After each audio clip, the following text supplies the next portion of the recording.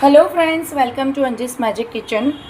મિત્રો, આગળના એપિસોડમાં મેં તમને કહ્યું હતું કે આજે હું તમારી સમક્ષ કંઈક જૂની રેસીપી નવા રૂપમાં લઈને આવી રહી છું. તો એ જ રીતે આજની રેસીપી પણ કંઈક એવી જ છે. આજે આપણે ઇડલી અને ઉત્તપમ બનાવવા જઈ રહ્યા છે, પણ એને કંઈક નવા રૂપમાં આપણે બનાવીશું. તો મિત્રો, આજની જે રેસીપી છે એનું નામ છે ઠેચા ઇડલી અને ઠેચા ઉત્તપમ. તો એને માટે આપણે સૌપ્રથમ મહારાષ્ટ્રીયન ઠેચો બનાવીશું. તો મિત્રો, ચલો આજની રેસીપીની સામગ્રી આપણે જોઈ લઈએ. સૌપ્રથમ 1 વાડકી જેટલા સિંગદાણા, 2 લીલા મરચાં, 1 લસણની કળી સમારેલી, મીઠું સ્વાદ અનુસાર અને 2 ચમચી જીરું. હવે આ બધી સામગ્રીને આપણે સૌપ્રથમ તેલમાં સાંતળી લેશું અને ત્યાર પછી એને આપણે ક્રશ કરી લેશું. મિત્રો, આની ક્વોન્ટિટી મેં હમણાં ઓછી લીધી છે, કારણ કે ઓલરેડી મારી પાસે પહેલેથી થોડો ઠેચો બનાવેલો રેડી છે. તો ચાલો આજની રેસીપી આપણે સ્ટાર્ટ કરીએ. મિત્રો, તમે જોઈ શકો છો કે ગેસ પર મેં અહીં પેનમાં તેલ ગરમ કરવા મૂકી દીધું હતું. હવે એની અંદર આપણે જે જીરું વાટેલું હતું એને આપણે એડ કરીશું. હવે મિત્રો, એની અંદર આપણે એડ કરીશું લસણની કળી, લીલા મરચાં, સિંગદાણા અને સ્વાદ અનુસાર મીઠું. હવે મિત્રો, તમે જોઈ શકો છો કે આપણા સિંગદાણા, લસણ, મરચાં, જીરું ખૂબ જ સરસ રીતે શેકાઈ ગયું છે. હવે એની અંદર આપણે લીલા ધાણા એડ કરીશું અને એને 1 થી 2 મિનિટ સુધી આપણે થવા દઈશું. હવે આપણો આ ઠેચાનો મસાલો રેડી થઈ ગયો છે. એને આપણે ગેસ બંધ કરીને થોડી વાર ઠંડુ થવા દઈશું અને ત્યાર પછી આપણે એને મિક્સીમાં ગ્રાઇન્ડ કરી દઈશું.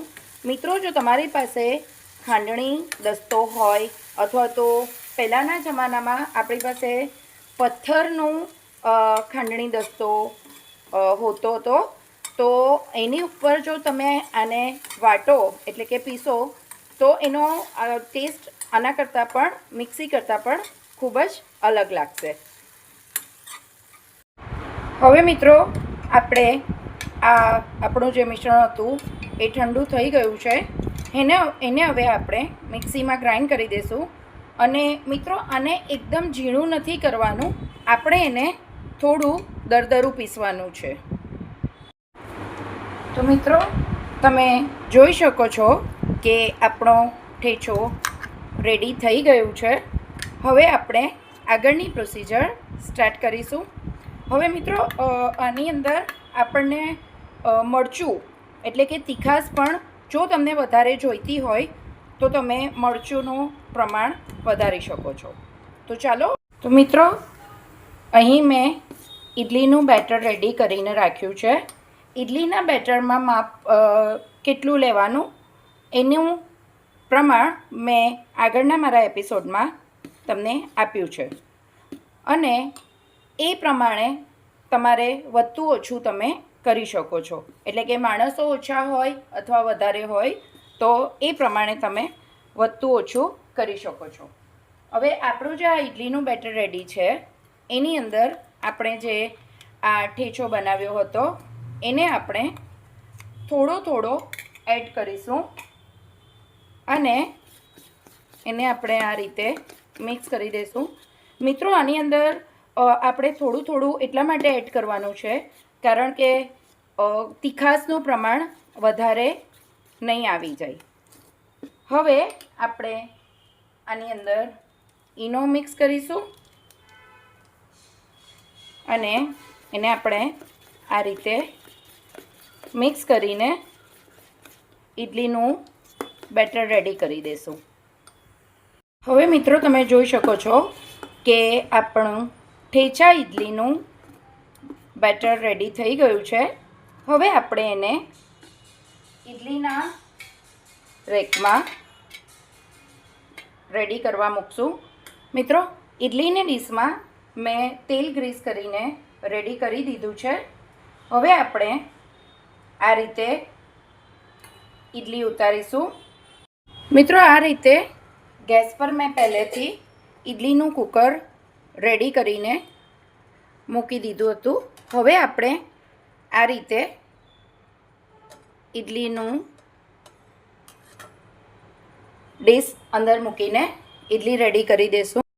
મિત્રો, આપણી ઠેચા ઇડલી રેડી થાય ત્યાં સુધીમાં આપણે આ જ બેટરમાંથી ઠેચા ઉત્તપમ બનાવીશું. અને હવે ઉત્તપમ ઉતારવા માટે અહીં ગેસ પર મેં તવી ગરમ કરવા મૂકી દીધી છે. એની ઉપર આપણે થોડું ઓઇલ ગ્રીસ કરી દઈશું અને ત્યાર પછી આપણે એની ઉપર આ રીતે ઉત્તપમ માટે જે બેટર હતું એને આપણે સ્પ્રેડ કરી દઈશું. મિત્રો, આપણો ઠેચા ઉત્તપમ રેડી થઈ ગયો છે. હવે આપણે એને એક પ્લેટમાં કાઢી લઈશું. તો મિત્રો, આપણી આ ઠેચા ઇડલી પણ રેડી થઈ ગઈ છે. હવે આપણે એને ઇડલીના ડીશમાંથી સર્વિંગ પ્લેટમાં કાઢી લઈશું. તો મિત્રો, આજની આપણી આ રેસીપી રેડી છે, ઠેચા ઇડલી અને ઠેચા ઉત્તપમ. અને એને આપણે સર્વ કરી છે ધાણા અને ફુદીનાની ચટણી સાથે, કેચઅપ અને કોપરાને દહીંની ચટણી સાથે.